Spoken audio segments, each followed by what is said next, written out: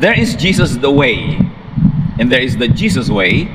Pero ano pa ang mga ibang paraan, ano pa ang mga ibang ways ng mga iba't ibang karakter sa Bible? Ano ang mangyayari kung sila ang nasunod at mga kagustuhan nila ang umiral? If the disciples would have their way, what would happen to the teaching, to the church, to the world?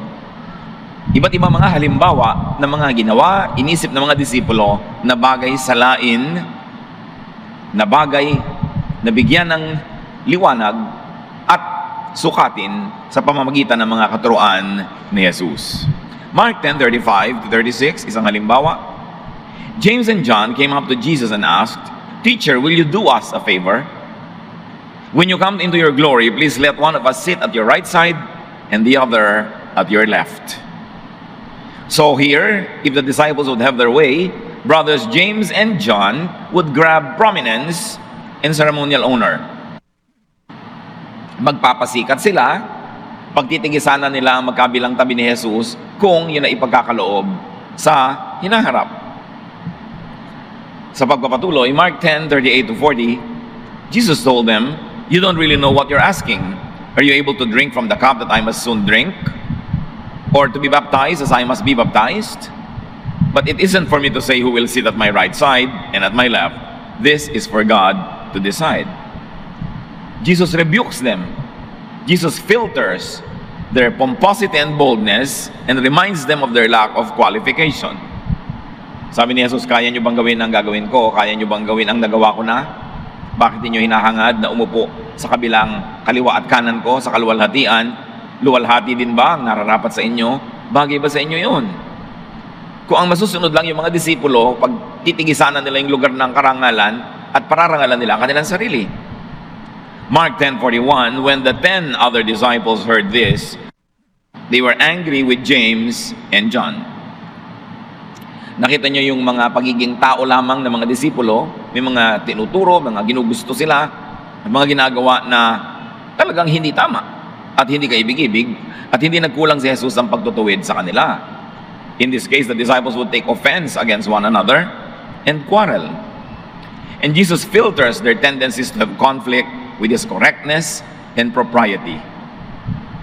Itinutuwid ni Jesus yung mga yun. Mark 10:42-43, but Jesus called the disciples together and said, "If you want to be great, you must be the servant of all others." Huwag kayong magpaligsahan sa paghanap ng posisyon ng karangalan. Huwag kayong maging mayabang. Kung gusto niyo maging dakila, ang tunay na kadakilaan sa kaharian ng Diyos ay ang paglilingkod sa kapwa ng buong pagpapakumbaba. To Jesus, leadership is not about sitting arrangements. It's not about prominence over others, but it is about leadership and humble service. Yun ang mahalaga kay Jesus. So itinuwid niya. Pati yung nanay nitong mga disciples na ito na gustong magpasikat ay sumali pa sa kwento. Mark 20:20-28, the mother of James and John came to Jesus with her 2 sons. She knelt down and started begging him to do something for her. Jesus asked her what she wanted, and she said, "When you come into your kingdom, please let one of my sons sit at your right side and the other at your left." Jesus answered, "Not one of you knows what you are asking." Disciples and their mothers would do that. If the disciples would have their way, they would let their mothers, their supporters, take their sides. Magkakasama pa sila ng mga kakampi, dadami-dami ang nagkakampi-kampihan, magkakaroon ng division ang mga mananampalataya. Taong-tao ang mga disciples, tulad ni Moses, tulad ng mga propeta, tulad ng mga naging leader ng New Testament Church. Sila yung mga taong tulad natin, kaya meron din sila mga pagkukulang, pagkakamali na laging itinutuwid ni Jesus. Jesus rejects their request and filters their motives and method with His reason and sense of balance. Kung makakalusot ang mga gusto nila, maraming papasok na mistakes. Kaya sinasala ng Jesus filter. Isa pang halimbawa, Luke 9:51-56. Jesus made up His mind to go to Jerusalem. He sent some messengers on ahead to a Samaritan village to get things ready for Him. But He was on His way to Jerusalem, so the people there refused to welcome Him. When the disciples James and John saw what was happening, they asked, "Lord, do you want us to call down fire from heaven to destroy these people?" But Jesus turned and corrected them for what they had said. Then they all went on to another village. Pupunta si Jesus para mangaral sa Samaria, pero tutuloy siya sa Jerusalem. Nung malaman ng mga Samaritans yun, ayaw siyang papasukin, ayaw siyang pakinggan, kasi ayaw nila yung gagawin niya, natutuloy siya sa Jerusalem, kasi ayaw ng mga Samaritans ang Jerusalem at ang mga Jews. Nung madinig yun, at nalaman ng mga disipulo, sabi nila kay Jesus, magpapaulan na po ba kami ng apoy para tupukin itong mga taong ito? Nakita niyo yung silakbo ng damdamin ng mga disipulong ito na pagka sila itinanggihan, pagka hindi sila welcome, ipapatayin nila yung mga tao, papaulanan nila ng apoy dahil alam nilang meron na sila ngayong naging kapangyarihan na ibinahagi sa kanila ni Jesus. Pero itinuwid sila ni Jesus. Sabi niya, mali yun, hindi natin gagawin yun. Lumipat na lang tayo sa kabilang village kung saan tayo welcome. If the disciples would have their way, James and John would burn a village, would burn people just for being unwelcoming, for being inhospitable. But Jesus rebukes them and filters their angry, destructive zeal with His gentleness and non-imposition of Himself. Hindi naman iginigiit ni Jesus yung sarili niya kung hindi siya welcome. At hindi naman niya paparusahan yung mga tao dahil lang hindi siya tinanggap na mabuti. Pero yung mga disipulo, gusto na nilang paulan na lang apoy yung mga tao. Mabuti na lang, hindi yung mga disipulo ang ating Panginoon, hindi sila ang ating Diyos, hindi sila ang ating tagapagligtas. Kung hindi, pag nagkamali tayo, pag nagkulang tayo, ay paparusahan tayo, paulanan tayo ng apoy. So, itinutuwid lahat yon ni Jesus. Mark 8:31-33, isa pang halimbawa. He then began to teach them that the Son of Man must suffer many things and be rejected by the elders, the chief priests, and the teachers of the law, and that He must be killed and after 3 days rise again.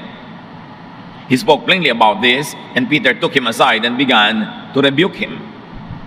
Ipinapaliwanag ng Panginoong Jesus na siya ay pupunta sa Jerusalem, ipapako siya doon, mamamatay siya, magiging kabayaran ng kasalanan ng sanlibutan, pero naging emotional si Peter. At sabi, hindi po pwede mangyari sa inyo yan, hindi namin papayagan at hindi nyo dapat suungin ang ganyang panganib na kayo ay mamamatay. So biglang tingin, parang napakaganda ng ideya ni Peter na hindi mamatay at mahirapan si Jesus, pero kung siya ang nasunod, edi wala tayong kaligtasan, walang naging kabayaran ng kasalanan, walang salvation. Verse 33, but when Jesus turned and looked at His disciples, He rebuked Peter. Get behind me, Satan, He said. You do not have in mind the concerns of God, but merely human concerns. Mali ang ideya ni Pedro na pigilan si Jesus na pumunta sa kanyang kamatayan. Dahil hindi matutuloy yung plano ng Diyos na magkaroon ng kabayaran ng kasalanan. Kaya tuloy tinawag siya ni Jesus na Satanas. Niya, Satanas, umalis ka sa harap ko. Yang ipinapanukala mo, yang iniisip mo, hindi galing yan sa Diyos. Galing yan kay Satanas. At hindi yan isang makadiyos na hahangarin, makatao lang yan, na ngingibabaw ang pagiging tao mo lamang, kaya hindi mo nakikita yung mas mataas at mas dakilang layunin kung bakit ako kailangang mamatay. If the disciples would have their way, Peter would dispute Jesus' pronouncement and mission. And he would impose his all-too-human point of view on the mission of Jesus. At marami ng mga leaders noon hanggang ngayon, masyadong human values yung umaandar sa kanilang ministry, masyadong makatao lamang, hindi nakikita yung mas mataas, mas mabuti, mas malawak na misyon ng Panginoong Jesus. Nalilimitahan ang ministry because of emotion and because of all-too-human frailties. Peter would override Jesusness with Peterness. Tatakpan niya ang ideya ni Jesus at ideya niya ang kanyang paiiralin, but Jesus sharply rebukes him, and Jesus filters Peter's very earthly and limited belief with His comprehensive vision. Again and again, makikita natin yung mga disciples, makikita natin yung mga alagad ni Jesus, may mga mali, may mga iginigiit na mali, may mga gustong mali, may mga maling ideya, at sinasala lang ni Jesus yung mga kamalian na yon para hindi maging katuruan at para hindi maging umiiral na policy ng ministry. Luke 9:49-50, John said, Master, referring to Jesus, we saw a man using your name to force demons out of people. But we told him to stop because he isn't one of us. Don't stop him, Jesus said. Anyone who isn't against you is for you. Isa na naman pagkakamali ng mga disipulo. May nakita silang isang taong nagpapalayas ng masasamang espiritu na tumitira doon sa mga kawawang mga taong kanilang inaalihan. Pinigil nila. Ano karapatan mo magpalayas sa masasamang espiritu? Hindi ka naman kasama sa aming grupo. You are not one of us, therefore tigilan mo yan, wala kang ganyang karapatan. At nung malaman nyo ni Jesus, sabi niya, huwag mong pigilin. Sino bang hindi lumalaban sa iyo ay kakampi mo. At kung sila ay nagpapalaya sa masamang espiritu, hindi kakampi mo sila dahil ministry natin magpalaya sa masamang espiritu. Again, yung disipulo, ang pagkakamali niya, dapat sila lamang ang authorized sa ministry, sila lang ang tama, yung iba, kolorum na, sila lang ang may karapatan na gamitin ang pangalan ng Panginoon. At hanggang ngayon, marami mga ganyan mga leaders, mga preachers, sila lang ang authorized, sila lang ang tama, lahat mali na at walang karapatang mag-organize ng church, walang karapatang mag-organize ng Bible study, walang karapatang mag-baptism, walang karapatang gawin ang gawain ng Panginoon, simply because hindi nila kagrupo. Noon pa man, may mga ganyang mistakes na itinuwid na yan ni Jesus noon, pero patuloy at patuloy na nagtangkang mabuhay ang ganito mga pagkakamali sa paglipas ng panahon. If the disciples would have their way, the disciples would prevent others from preaching in the name of Jesus. Dapat grupo lang nila, sekta lang nila, relihiyon lang nila ang pwede. Sabi ni Jesus, don't stop them. Anyone who is not against you is for you. And if they are doing my work, though they don't belong to your group, then they are your friends. They are not your enemies. But the disciples would monopolize authority and ministry. Gusto nila, sila lang may otoridad. And the disciples would disenfranchise all other believers and workers outside of their exclusive circle. Noon, hanggang ngayon, nangyayari ang mga kamalian na yan. But Jesus corrects them. And Jesus filters their separatist and exclusivist attitude with His open heart, with His inclusive policy. Mapaghiwalay yung mga yon, gusto nila sila ay nakahiwalay ng nakahiwalay, pero ang gusto ni Jesus, ang kanyang mga alagad ay magkakasundo, nagtutulong-tulungan, nagmamahalan. Pero kung masusunod lang ang mga ibang leaders, dapat sila lang, yung iba hindi na. Maging si Pablo, who was not an original apostle but had a conversion later, nagkaroon din siya ng mga attitude at tinuturo sa mga churches sa kanyang inorganize na labag sa ideya at mga katuruan ni Jesus. Kasi katulad din siya ni Peter, katulad din John, katulad din James, tao na may mga sariling taste, sariling attitude, sariling values that they impose on the ministry, but Jesus would always get these things corrected. Halimbawa, sa itinayo ni Pablo na church sa Corinth, mayroong mga pasaway. 1 Corinthians 5, 4-5. I am with you only in my thoughts. Sabi ni Paul dahil sumulat siya ng isang mahabang sulat at wala siya doon sa Corinth. But in the name of our Lord Jesus, I have already judged this man. Yung man na isinumbong ng kanyang mga miyembro doon, as though I were with you in person. So when you meet together and the power of the Lord is with you, I will be there too. You must then hand the man over to Satan. Sabi niya, yung isinusumbong yung tao na pasaway, pakulit, pinoproblema nyo, mag-meeting kayo at ituring yung nandun ako because already, even far away, I have already judged this man according to your sumbong. Give him to Satan. Kung ano man nakahulugan nun, yun ang nagpalakas ng loob ng maraming mananampalataya sa maraming panahon na pagka merong isang kapatid, isang kasama sa church na may kakaibang ginagawa, hindi nila nagugustuhan, hindi nila makontrol, buong puso nilang ibinibigay kay Satan para mawalan ng protection from the Lord, para mapahamak, para masaktan, at para masabi nilang, di mali ka, parusahan ka dyan. Ito din ang nagbigay ng lakas ng loob sa maraming Kristiyanong tumigas ang puso na tikisin yung mga sa palagay nila ay sinful Christian, ungodly Christian, tikisin pag nahihirapan, tikisin pag nagdurusa, o kaya gustuhin pa nga nila na magdusa yung mga tao para matuto ng leksyon. Galing ito sa letter na ito ni Paul. Sabi ni Paul, I have already judged him. But Jesus says, judge not, so that you won't be judged.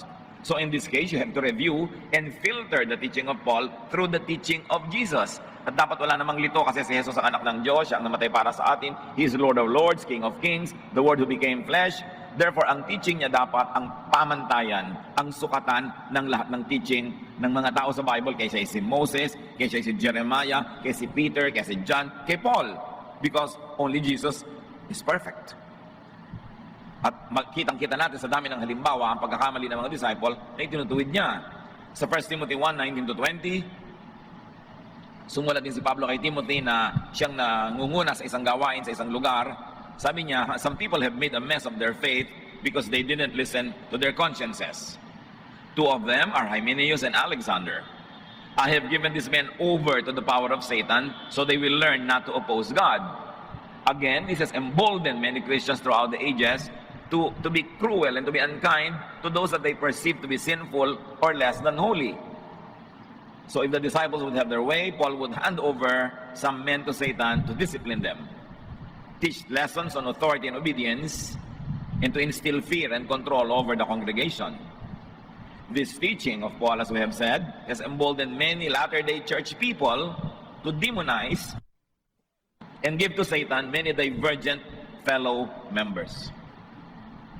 Yan ang pinanghahawakan ng ibang mga Kristiyano, ubod ng higpit at ubod ng lupit, at nag-e-enjoy magparusa sa mga kapwa mananampalataya na sa kanilang panukat ay mali, nagkakasala o makasalanan. But Jesus saves people from Satan, not hands them over to Him. Ang ministry ni Jesus ay agawin, iligtas ang mga nasa kamay ni Satanas at palayain sila. Hindi yung wala na kay Satanas, ibibigay mo pa. It is a very unique idea, and Jesus never taught that idea. Kaya dapat ding suriin at salain sa katuruan ni Jesus maging yung ideya na yon. Mark 3:14-15, sa katunayan, then Jesus chose 12 of them to be His disciples and apostles. He also wanted to send them out to preach and to force out demons. Ang isang number one ministry na ibinigay ni Jesus sa kanyang mga disipulo ay magpalaya sa mga masasamang espiritu, palayain ang mga tao mula sa influence ng mga masasamang espiritu, mula sa kanilang paghawak, pagkontrol, pagpaparusa. Hindi yung tao ibigay mo kay Satanas. Luke 19:10, Jesus says, the Son of Man came to look for and to save people who are lost, not to give to Satan those that have already been found. Ano ang paulit-ulit na tema ng ating sinisikap na maunawaan? The prophets, disciples, and post-Jesus church leaders were humans, were not perfect. Lahat ng mga teacher, leader bago dumating si Jesus, at lahat ng mga teacher, mga leader, matapos si Jesus ay bumalik sa langit, lahat sila ay taong tulad natin. May mga tama silang ginawa na dapat nating sundan at sundin, pero hindi lahat ng ginagawa nila ay perfect kasi hindi sila perfect. So dapat salain natin ang kanilang mga ideya, ang kanilang mga ginawa, ang kanilang mga asal, salain sa salaan ni Jesus. Yung papasa, yung lulusot doon, pwede nating sundan, pwede nating gawing huwaran, pwede nating i-observe sa buhay natin. Pero yung mga katuruan, ideya, asal, gawi nila na hindi papasa sa pamantayan ni Jesus ay dapat nating isa-isang tabi at hindi tayo dapat sumunod doon kung ang pagsunod doon ay magiging pagsuway sa katuruan ni Jesus. No matter how holy lives they lived, no matter how they tried to be godly, they had mistakes. Moses had mistakes, Solomon had mistakes, David had mistakes, Abraham had mistakes, everyone. And they had ideas and ways that were un-Jesus. Thankfully, they were corrected by Jesus. Their ways filtered by Jesus. Marami at sapat ang ating mga basihan sa Old at sa New Testament na may mga ideya doon na ginawa na ni Jesus na irrelevant. Yung mga ideya na nagtuturo na sobrang pahirap sa mga tao, tinanggal na niya dahil nga pagpapalaya sa mga tao ang kanyang misyon. Kaya dapat kilalang-kilala natin si Jesus, alam natin ang kanyang mga katuruan, para hindi tayo sumunod-sunod sa kung kani-kanino mga katuruan na kung minsan ay kabaligtaran ng katuruan ni Jesus. Do not blindly follow and promote un-Jesus verses, teachings, and ways, no matter who propagates them. We must never be confused. In the name of Jesus, every knee will bow in heaven, on earth, and under the earth. He is given a name that is above every name. He is Lord of Lords, King of Kings. At kaya sa ipinadala bilang liwanag para magliwanag ang madilim. Daan kasi nabarahan at nasarahan ng daan. Si Jesus ay katotohanan dahil napakaraming mga hindi katotohanan na umiral bilang katuruan. Kaya siya ipinadala ay para ituwid ang liko, itama ang mali. Kaya dapat siya ang pinagbabasihan natin ng pinaniniwalaan, ng ginagawa at ng itinuturo. The teachings of Jesus should be used to filter all other post-Jesus teachings, especially those that were given in His name. Mahalagang kilalang-kilala natin si Jesus. At pag maraming katuruan na nasa harapan natin, alam natin kung alin ang galing sa Kanya at alin ang galing sa iba, at alam natin kung paano susuriin ang mga yon. If the post-Jewish Christians, if the modern-day Pharisees would have their way, they would reimpose the law of Moses and the traditions of ancient Israel even on Jesus' believers and followers. nandun pa ang first century Christians, nandun pa yung mga original apostles, nagkaroon na ng mga pagkakahati-hati ng ideya sa church. Yung mga Hudyo na naging Kristiyano, iginigiit nila na kailangan maging Hudyo ka at Kristiyano sabay. At kung hindi ka Hudyo, dahil kay Gentile, kailangan maging Hudyo ka muna para ka maging Kristiyano, dadaan ka muna sa pagka-Hudyo. Iginigiit nila na kahit hindi ka Hudyo, lahat ng tradisyon ng mga Hudyo, lahat ng mga kaugalian, mga pinagbawal ni Moses, sundin mo, and then, tsaka ka magiging Christian. Noon pa man, itinuro nila yon. Kaya si Paul ay nanggagalaiti sa pagtutuwid ng ganung mga kamalian. If they would have their way, they would impose many un-Jesus teachings and practices. Kaya si Paul, iginigit niya, tulad sa Romans 6:14, you are not under the law, but under grace. Dahil dumating na si Jesus, maraming na iba. Kaya nga, New Testament, New Covenant, New Commandment, New Wine, New Wineskin, puro new. Kasi talagang binago niya para palayain ang tao sa sobrang mapagpahirap na law, na religious system nung kanyang panahon. Si Pablo, nung magturo siya ng kalayaan kay Kristo, kaligtasan mula sa kasalanan, hindi sa pagiging banal, kundi sa pananalig kay Jesus at pagtawag sa Kanya, ang kabanalan ni Jesus ay nalilipat sa iyo. Pagka ikaw ay naniwala kay Jesus at nagpasakop sa Kanya, ang kasalanan mo ay nabubura dahil binayaran niya ang kasalanan mo sa krus. At pagka ikaw ay naging isang mananampalataya ni Jesus, nagiging perfect ka, hindi dahil perfect ka talaga, kundi yung perfection niya ay nalilipat sa iyo through your faith, itinuro niya ng buong linaw sa mga taga-Galatia. Pero pagtalikod niya, dahil nagpunta siya sa mga ibang churches, may mga Kristiyanong Hudyo na nagpunta sa church niya at nanggulo doon, nagturo na mali si Paul, dapat maging Hudyo rin kayo, dapat i-observe niyo lahat ng law para kayo maging katanggap-tanggap sa Diyos. Kaya kinulat ni Paul yung Galatians. At sabi sa Galatians 1:6-9, I am astonished that you are so quickly deserting the one who called you to live in the grace of Christ and are turning to a different gospel, which is really no gospel at all. Evidently, some people are throwing you into confusion and are trying to pervert the gospel of Christ.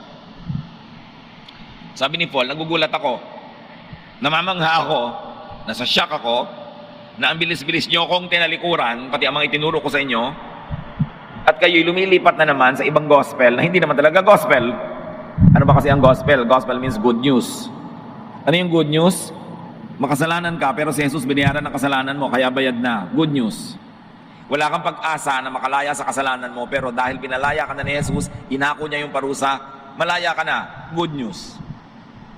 Ang dami mga laws, ang dami mga batas, hindi mo kayang sundin lahat, kaya lagi kang sinner, lagi kang guilty. Pero pinalaya ka na ni Jesus sa mga yon, siya ang sumunod ng lahat ng yon para sa'yo. Sa pagsunod niya, parang nasunod mo na lahat, kaya exempted ka na ngayon.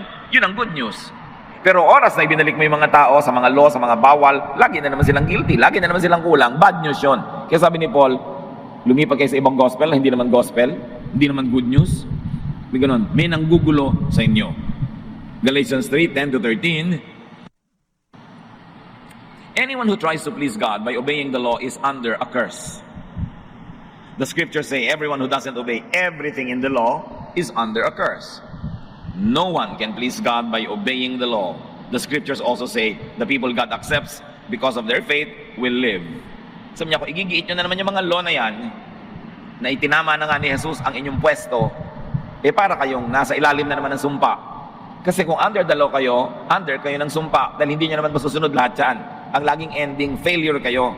Ang laging ending, guilty kayo. So, bad news yun. You are under a curse. So, maraming ganong trouble. First century Christianity pa lang, may nagigiit na natakpan si Jesus ng Judaism uli. Burahin ang mga turo ni Jesus na malaya ka na sa law, malaya ka because of grace, ibalik ka sa pagkakatali mo sa law, magsikap ka na bumanal. Lagi may ganong issue. Acts 15:1-10. Some people came from Judea and started teaching the Lord's followers that they could not be saved unless they were circumcised as Moses taught. So heto na naman. May mga naging Kristiyano na hindi Hudyo, therefore hindi circumcised. Nung naging Kristiyano sila, may nagpupunta sa kanila mga Hudyong Kristiyano at sinasabi, kailangan magpa-circumcise kayo para kayo matanggap ng Diyos. Kung hindi kayo magiging circumcised, hindi pa rin kayo anak ng Diyos. So again, they were insisting their legalism that a tiny surgical procedure on a tiny area of foreskin can turn you into a child of God. And if you did not go through this procedure, no matter what spirituality you get into, you can never be a child of God. How absurd. And yet, they were teaching that. Verse 2, this caused trouble, and Paul and Barnabas argued with them about this teaching. But some Pharisees had become followers of the Lord. They stood up and said, Gentiles who have faith in the Lord must be circumcised and told to obey the law of Moses. Here, there is Pharisaism imposed over Jesusness. Dumagdag pa yung mga boses sa humihingi ng circumcision among the Christians because there were Pharisees who had become Christians. Pero yung pagka-Pharisee nila, dala-dala pa rin nila, hindi nila matanggap na biglang itatapon na nila yon, kakalimutan nila lahat ng old system at tatanggapin nila ang bagong-bagong alok ng Diyos through Jesus, pagpapatawad na wala kang ginawa, naniwala ka kay Jesus, paglilinis na hindi ikaw ang naghugas sa iyong sarili ng sarili mong dugo, at kabanalan na hindi mo na-achieve kundi ibinigay sa iyo ng libre dahil nananalig ka kay Jesus. That your status is changed legally in the eyes of God because of your faith. Hindi nila yun matanggap. Kailangang isupplement pa nila ng mga gawa, ng mga achievement, ng mga pagsunod sa batas. Verse 6, the apostles and church leaders met to discuss this problem about Gentiles. They had talked it over for a long time when Peter got up and said, now, why are you trying to make God angry by placing a heavy burden on these followers? This burden was too heavy for us or our ancestors. May kaliwanagan si Pedro at sinabi niya, bakit nyo ginagalit ang Diyos? Nagpapataw kayo ng mga mabigat na pasanin, mga imposibleng requirements sa mga mananampalataya. Mga requirements, mga pasanin na tayo mang mga Hudyo na hirapang dalhin, hindi natin nakaya. Tayo ang ating mga ninuno. Ngayon pinalaya na tayo ni Jesus, itong mga bagong mananampalataya, isasalin nyo na naman sa napakahirap na religion na ito. Bakit nyo ginagalit ang Diyos? Sa lahat-lahat ng ito mga kapatid, isa lang naman ang ating sinusuri. Maraming katuruan ang mga Hudyo, maraming katuruan ang mga alagad ni Jesus na hindi talaga papasa sa katuruan at pamantayan ni Jesus. Kaya hindi ko mo itinuro nila, hindi ko mo nakita mo yung verse, hindi ko mo naging kaugalian ng Judaism o ng ancient Christianity, ay dapat mo na talagang lulunin ang buong buo ng hindi sinusuri. Lalo ko ang magiging bunga nito ay needless suffering, inconvenience, stress, and a lot of spiritual agony. Pinalaya tayo ni Jesus para lumuwag ang ating dibdib, para gumanda ang ating pakiramdam, sumarap ang ating relasyon sa Diyos. Kaya kung anuman ang mga katuruan, mga verses, mga sinabi ni ganito at ganon, nababaligtad sa pagpapalaya, pagmamahal, pagtanggap ng Diyos sa pamamagitan ni Jesus, dapat salain. Kasi sa Biblia man, marami silang isinisingit na hindi pinalusot ni Jesus. Ang daming un-Jesusness sa Christianity. Kaya nga dapat ibalik si Kristo sa Christianity kasi siya ang nawawala. Madalas ang naka-emphasize si Moses, si Paul, si Peter, si kung sino-sino pa, at hindi si Jesus. There's a lot of unjesusness, unkindness, cruelty, even within the church. Kaya sabi ni Mahatma Gandhi, I like your Christ. I do not like your Christians. Your Christians are so unlike your Christ. Mahatma Gandhi says that. Sa inyo wala akong problema kay Kristo, gustong-gusto ko siya, pero ayaw na ayaw ko sa mga Kristiyano. Kasi ang mga Kristiyano, ang layo-layo naman ng asal, ang layo-layo ng ugali kay Kristo.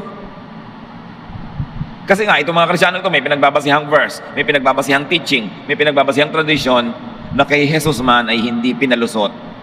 Kaya dapat ngayon tayo manuri, kaya kailangan natin ng Jesus filter.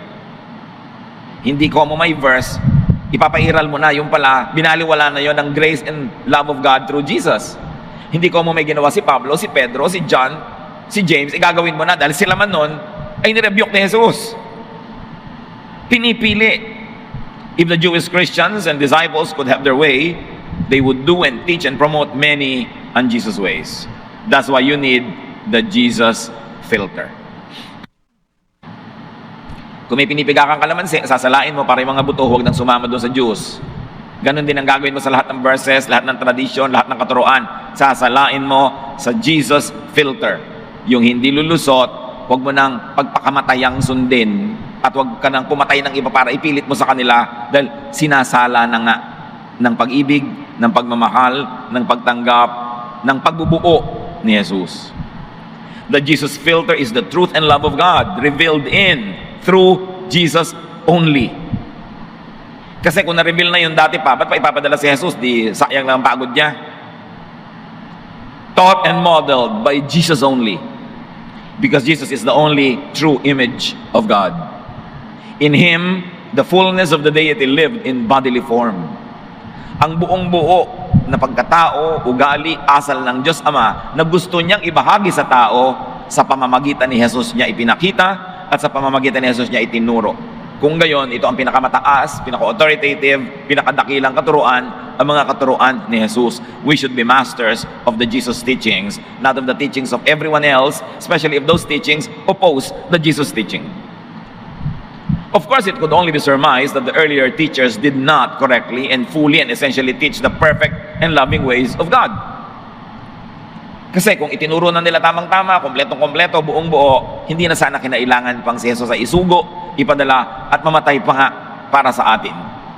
Maraming kulang kaya sa dumating, maraming liko kaya sa dumating, maraming mali kaya sa dumating, at siya ang naging daan. Sa katunayan, sa Isaiah 10:1, anong sabi? You people are in for trouble. You have made cruel and unfair laws. Yan ang sinasabi ng propeta sa kanyang henerasyon. Ang dami niyong inimbento mga laws na malupit. Woe to you.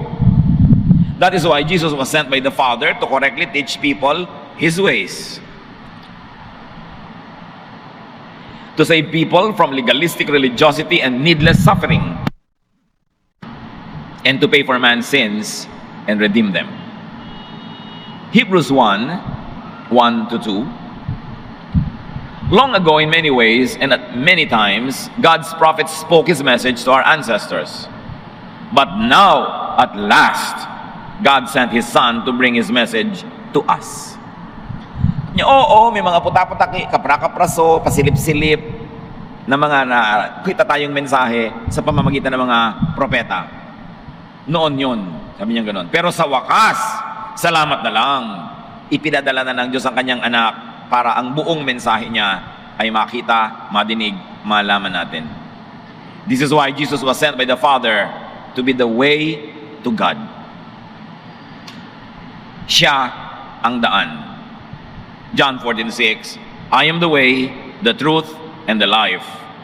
Without me, no one can go to the Father.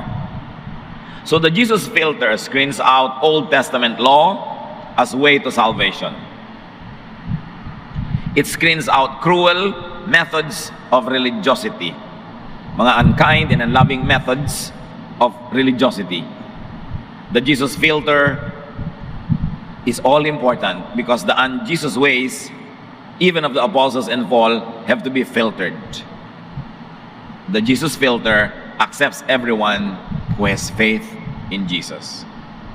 Ano nga ba talaga yung Jesus filter? The Jesus filter is the Jesus way of thinking. It is the Jesus method of dealing with people. And it is the Jesus style of ministry that must be taught and reintroduced to people. So pag may ideya, may doktrina, may katuruan, may policy, may command, bago i-apply, bago i-impose, bago igiit, tanungin muna, is it of Jesus? Kay Jesus ba yan? At kung Jesus yan, is it kind? Is it loving? Kasi kay Jesus, ang greatest command is love. So kung uunahin mo ang mga ibang commandments ni Moses, sa pag-apply mo, magiging unloving and cruel ka, dapat mangibabaw yung greatest command na sabi ni Jesus, love. Kaya itatanong mo, is it loving? Oo nga, sabi nga ng verse, batuhin ang babaeng ito dahil makasalanan siya. Pero is it loving na mambato ng kapwa? Kaya hindi ipinabato. Kaya mangingibabaw yung salaan ni Jesus. Nasala ni Jesus yung mga bato na patungo doon sa babae na gustong ipukol ng mga tao. Kung ang sinunod nila, law of Moses, patay na yung babaeng yun. Pero sinala ng pag-ibig ni Jesus, hindi ganyan ang pagtrato sa mga makasalanan. Kahit patayin mo yan, hindi mamamatay ang kasalanan, mabubuhay sa puso ng iba. Maraming itinuwid. Know Jesus and His teaching. Put Christ back to Christianity. John 1:14, sa ating panimula binasa natin. The Word became a human being and lived here with us. We saw His true glory, the glory of the only Son of the Father. From Him, not from anyone else. From Him, all, not konti, not a little, but all. From Him, all the kindness and all the truth of God have come down to us. Ganun kahalaga si Jesus. Kaya nga tayo Kristiyano, ang dapat lang nating reviewin, 100% Kristiyano ka dapat, hindi ang dami-daming ibang nakikihalo at nangingibabaw sa iyong utak. Identify, filter out unkind and untruthful teachings about God, even in the Christian church. Maraming ganun. Identify and filter out un-Jesusness in religious teachings and practice. Ano ba yung un-Jesus teachings and practice? Yung kontra Jesus? Teachings and practices that are discriminatory. Yung nagle-label sa mga tao, may puwera, may kasali. Those that are racist and ethnocentric. Nagtataas sa isang lahi, nagbababa sa ibang lahi. Those that are sexist, yung namimili ng gender kung sino ang igagalang at hindi, sino ang mahalaga at hindi. Teachings that are oppressive, yung ambigat sundi, nakakapagpadusa. Controlling, yung wala ka ng sariling bait, wala ka ng sariling will, controlled ka, no? Exploitative, mapanggamit. At yung sinusunod mo pero painful, stressful, hindi yan kay Jesus. At kung tayo aamin sa sarili, ang dami niya na nasa ugali ng Kristiyano. Kaya nga ayaw ni Gandhi ng mga Kristiyano, pero gusto niya si Kristo. Kasi hindi kamukha ng mga Kristiyano si Kristo. When you filter all of this through Jesus, then you will be free. And you can help set others free. Ano ba dapat ang bunga ng pag-aral ng Biblia, ng pagiging Kristiyano, ng pagsunod kay Jesus? Ang pananalig kay Jesus, ang pagiging Kristiyano, ay dapat sumala at magpalaya mula kina Moses at sa mga Pharisees. Nananalig ka kay Kristo, dapat salain mo sa katuruan ni Kristo, mga katuruan ni Moses, sa mga Pharisees, at kung ano pa. Ang pananalig kay Jesus ay dapat magpabuti at magpabait ng pagkatao. Yan ang dapat na bunga. Sabi ni Jesus, and you will bear fruits. And the world will give glory to the Father because of your good fruits. Kaya ka nagiging espiritual, kaya ka nagiging Kristiyano para ka bumait, gumanda ang iyong pagkatao. Hindi para ka sumungit, maging mapanghusga, mapanlait, mapaghiwalay sa iba, at nagmamataas. Baligtad. Ang pananalig kay Jesus ay dapat magbigay ng kapahingahan sa espiritu at emosyon. Hindi lalo at bagong mga kapaguran na naman. Napapahinga ka, nare-relax ka, kasi alam mong mahal ka ng Diyos at kayong mga anak ng Diyos ay nagmamahalan. Hindi kayo nag-i-espiya sa isa't isa, nagmamanman, naghahanap ng baho para maichismis, maisumbong, mausig. Hindi nakakapahinga yun. Dapat nakapahinga. John 8:36, if the Son gives you freedom, you are free. So huwag mag-degenerate, huwag mag-backslide into legalism, into Pharisaism. Be free from the un-Jesusness of the law, even of the apostles, and even of modern day Christianity. Hindi mga poon na mga yan. Hindi sila mga Diyos na untouchable. Only Jesus is the true image of God. Huwag mangimi, huwag mag-atubili na salain kay Jesus ang lahat ng katuruan ng sinuman. And be free to be kind and loving like Jesus. Then you will find rest for your souls. Use the Jesus filter. Suriin ang lahat sa pamamagitan ng puso ni Jesus. Ama namin, turuan mo kami na unawain ang mga bagay na ito. Maipamuhay namin yung maka-Jesus na paraan ng pamumuhay.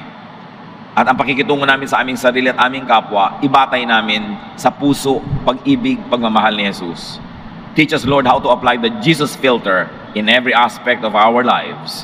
Pagbulay-bulayan natin ito mga kapatid, hanapan natin ang personal application at lagi natin itatanong sa sarili kung meron tayong gustong paniwalaan, gustong sundin o gustong ipairal, is this of Jesus? Will this pass the Jesus filter? Lord, as your people keep silent for a while, finish this message please, touch every heart, give us personal applications. Be with the Lord in silent reflection.